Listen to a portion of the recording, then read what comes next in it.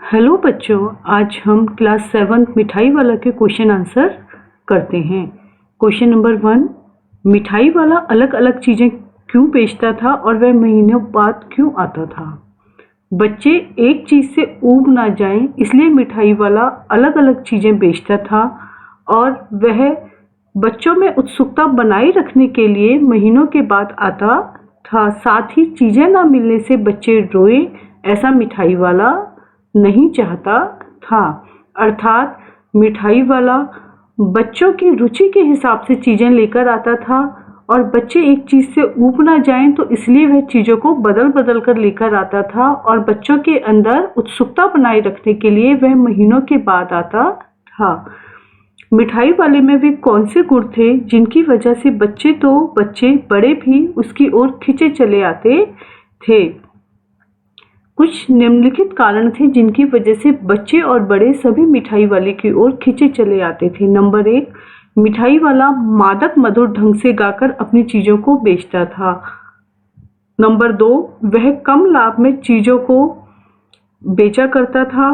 चीज़ें मतलब कुछ भी जो वो लेकर आता था, चाहे वो खिलौने हों चाहे मिठाइयाँ हों, यानी कि वह उन्हें बहुत कम दामों में बेच कर जाता था। उसे लाभ का लालच नहीं था, वह सिर्फ बच्चों के चेहरे पर खुशी देखना चाहता था। उसके हृदय में बच्चों के लिए स्नेह और प्यार था। वह कभी गुस्सा नहीं करता था और वह हर बार बच्चों के लिए नई नई चीज़ें लाता था, जिससे बच्चों के अंदर जो है वो उसके लिए रुचि बनी रहे और बच्चे उसके आने का बहुत उत्सुकता से इंतज़ार करते थे। विजय बाबू एक ग्राहक थे और मुरली वाला एक विक्रेता। दोनों अपने अपने पक्ष के समर्थन में क्या क्या तर्क पेश करते हैं। एक ग्राहक के रूप में विजय बाबू अपना तर्क पेश करते हुए कहते हैं कि तुम लोगों को झूठ बोलने की आदत होती है, सबको एक ही भाव से सामान बेचते हो, ग्राहक को अधिक दाम बताकर उल्टा ग्राहक को ही उसको कहते हो कि हम तुम्हें कम दामों पर दे रहे हैं, ऐसा कहकर उस पर एहसान का बोझ लाद देते हो। उधर एक विक्रेता के रूप में मुरली वाला अपना तर्क पेश करता हुआ कहता है कि अपनी चीज़ों की असली लागत का अंदाज़ा आपको नहीं है, क्योंकि दुकानदार चाहे कितनी ही हानि उठाकर अपनी चीज़ों को बेचता है, लेकिन ग्राहक को हमेशा लगता है कि वह उन्हें लूट रहे हैं। ग्राहक को दुकानदार पर विश्वास नहीं होता है। मुरली वाला कहता है कि असली दाम 2 पैसा ही है, मैंने जो है पूरी 1000 बनवाई थी। इसमें यह बताया गया है कि एक बार जब विजय बाबू ग्राहक के रूप में मुरली वाले से मुरली के मोल भाव करते हैं, पूछते हैं कि यह मुरली कितने की है, तो वह मुरली वाला कहता है कि ये 3 पैसे की है, परंतु मैं आपको 2 पैसे की दे दूंगा।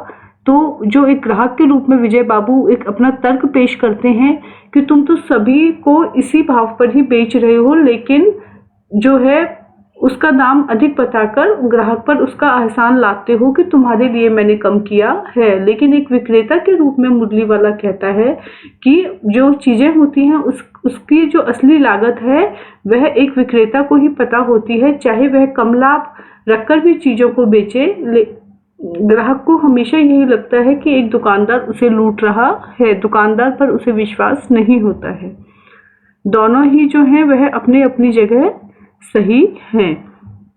खिलौने वाले के आने पर बच्चे की क्या प्रतिक्रिया होती है? खिलौने वाले के आने पर बच्चे जो हैं वह बहुत प्रसन्नचित्त हो उठते हैं। बच्चों का झुंड खिलौने वालों के चारों तरफ उसे घेर लेता है और वह पैसे लेकर खिलौने का अपनी मोलभाव करने लगते हैं। अपना जो उनका तोतली बोली होती है उसमें ही वो सब खिलौने का मोलभाव करते हैं कि ये कितने का है, ये कितने का है, और खिलौने पाकर बच्चे जो हैं खुशी से उछलने कूदने लगते हैं।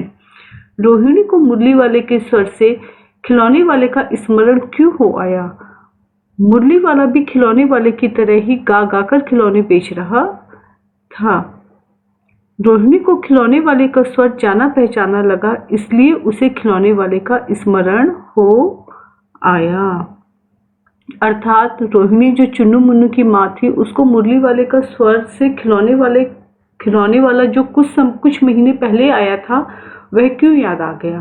क्योंकि जो मुरली वाला था वह उसी तरह से गा गा कर खिलौने बेच रहा था जैसे कि कुछ समय पहले वो जो खिलौने वाला आया था वह गा गा कर बेच रहा था, जिससे रोहिणी को यह लगा कि ये दोनों एक ही हैं। उसको वो स्वर जाना पहचाना लगा और वास्तव में वो दोनों एक ही थे। किसकी बात सुनकर मिठाई वाला भावुक हो गया था? उसने इन व्यवसायों को अपनाने का क्या कारण बताया? रोहिणी की बात सुनकर मिठाई वाला भावुक हो गया था यानी कि उसकी आंखों में आंसू आ गए थे। इस तरह के जीवन में उसे अपने बच्चों की झलक मिलती है। उसे लगता है कि वो इन नन्हे नन्हे बच्चों की खुशियों में ही उसे अपने बच्चों के चेहरे दिखाई देते थे, मानो कि जैसे उसके ही बच्चे हंस खेल रहे हों। तो यदि वह ऐसा नहीं करता तो वह अपने बच्चों की याद में घुल घुल कर मर जाता, क्योंकि उसके बच्चे अभी जिंदा नहीं थे। इस कारण से उसने इस व्यवसाय को अपनाया।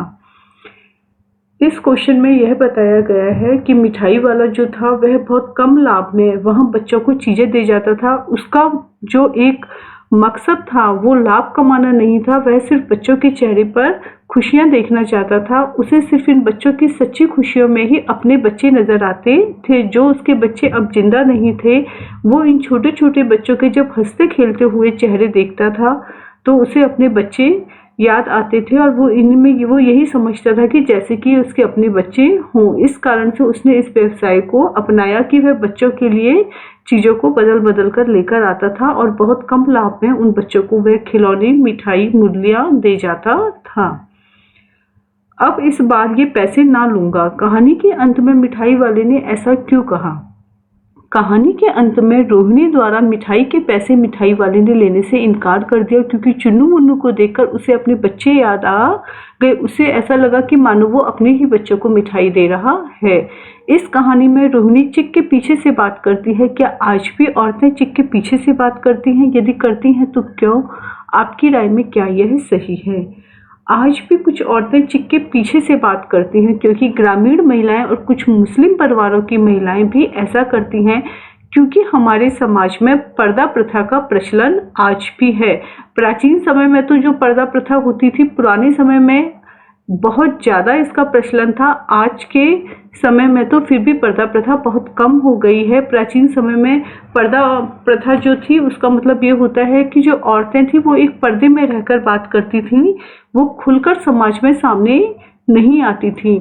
लेकिन जो आज का समाज है उसमें यह पर्दा प्रथा बिल्कुल सही नहीं है, क्योंकि आज पुरुष और महिला के बीच में कोई भेद नहीं रह गया है। जीवन के हर क्षेत्र में महिलाओं ने पुरुषों के आगे अपना स्थान बनाया है और वह हर क्षेत्र में कंधे से कंधा मिलाकर खड़ी है। वो किसी भी प्रकार से पुरुष वर्ग से कम नहीं है। आज वह आर्थिक रूप से भी आत्मनिर्भर हैं। इसका प्रचलन जो है अब आज के समाज में धीरे धीरे कम हो रहा है।